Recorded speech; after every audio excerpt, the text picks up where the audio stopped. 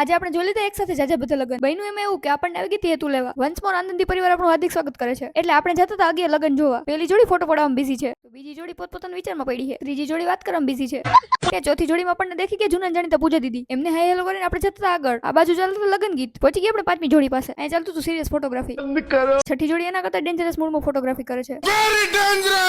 સાતમી જોડી આપણે પહોંચ્યા એટલે પોઝ આપવા માંડ્યા.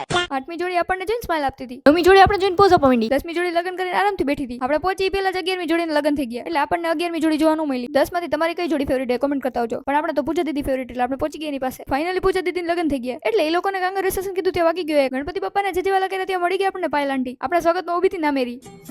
પહોંચી ગયા આપણે વસ્તુ જોવા માટે. કાને કેવાય કરિયાવર તમે લોકો જોયો નતો એટલે તમે દેખાડી દીધો. પૂજા દીદીના મિરરમાં એક સેલ્ફી હો જાય. ये बड़ी अच्छी बात कही. સુભાને હેરાન કરીને આપણે જતા પેટ પૂજા કરવા. પહોંચી ગયા આપણે ફ્રીનું જમવા માટે. हाँ ये कर लो पहले.